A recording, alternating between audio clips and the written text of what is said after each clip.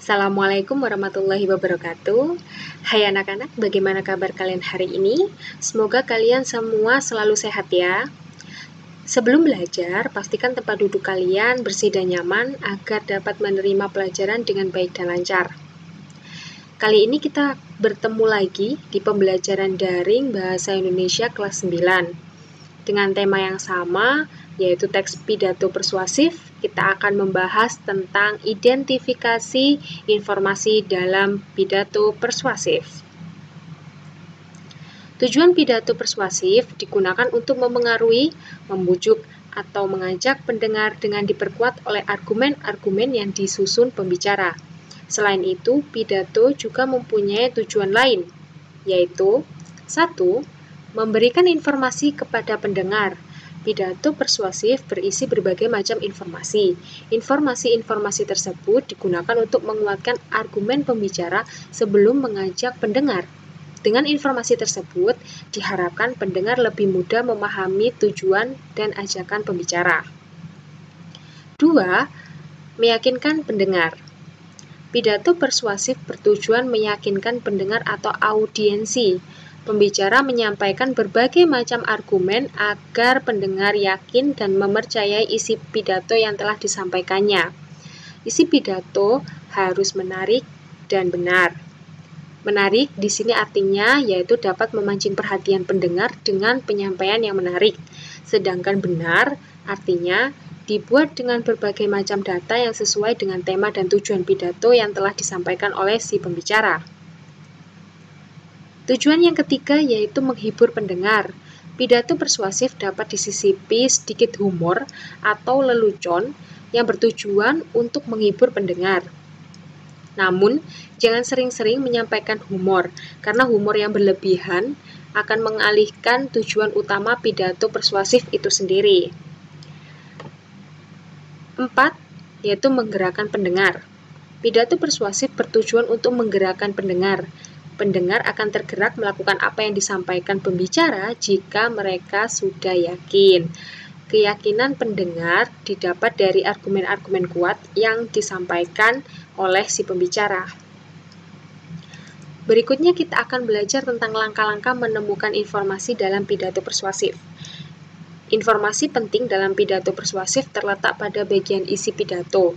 Informasi dapat berupa data, opini, atau ajakan yang telah disampaikan oleh pembicara.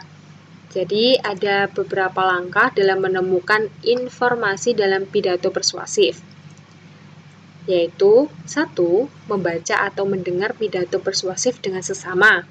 2.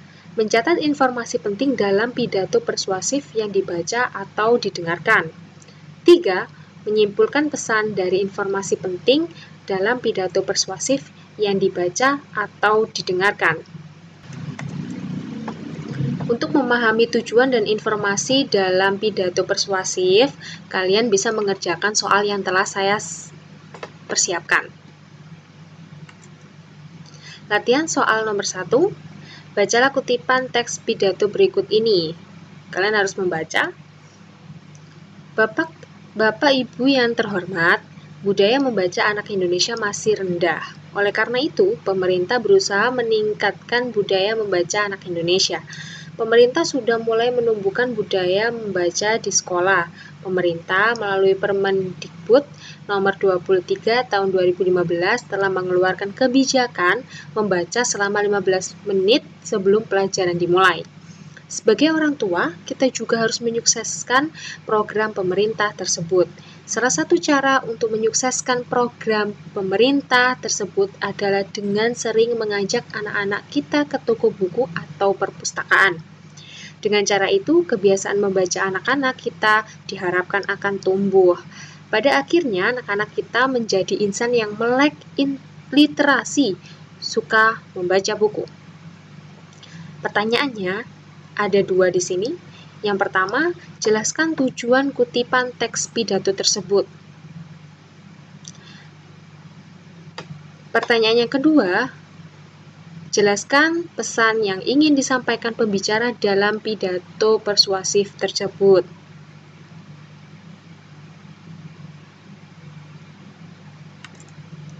Latihan soal 2. Bacalah kutipan teks pidato berikut ini. Hadirin yang terhormat, gadget sebagai salah satu produk kemajuan teknologi mengandung efek negatif bagi anak-anak. Memang kenyataannya, permainan dalam gadget sangat menarik bagi anak-anak zaman sekarang. Namun, permainan tersebut mempunyai dampak negatif bagi anak-anak. Anak-anak menjadi apatis. Mereka mempunyai dunia sendiri dan lupa bersosialisasi. Selain itu, permainan yang dimainkan melalui layar gadget membuat tubuh mereka jarang bergerak. Akibatnya, mereka rentan terserang penyakit.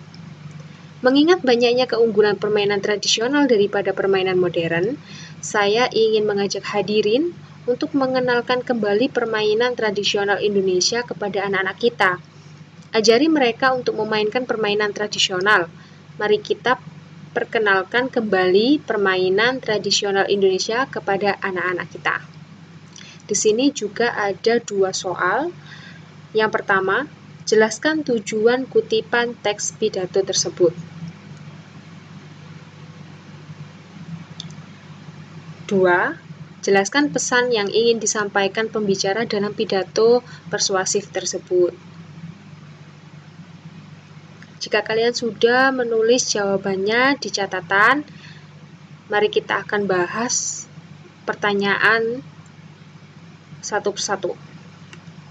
Pembahasan soal 1, tadi kita sudah membaca teksnya, kita bahas satu persatu. Yang pertama, jelaskan tujuan kutipan teks pidato tersebut. Tujuannya adalah untuk mengajak orang tua untuk menyukseskan program pemerintah, yakni budaya membaca dengan sering mengajak anak-anak sering pergi ke toko buku atau perpustakaan.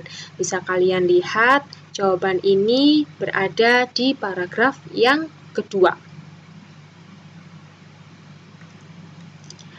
Berikutnya yaitu soal yang kedua dari pembahasan soal 1. Oke, jelaskan pesan yang ingin disampaikan pembicara dalam pidato persuasif tersebut. Jawabannya adalah, pesan yang disampaikan pembicara adalah membiasakan anak Indonesia senang membaca buku sedari kecil.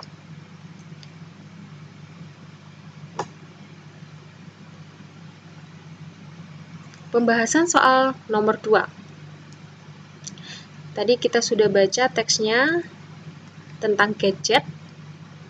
Ada 2 soal juga. Soal pertama, jelaskan tujuan kutipan teks pidato tersebut.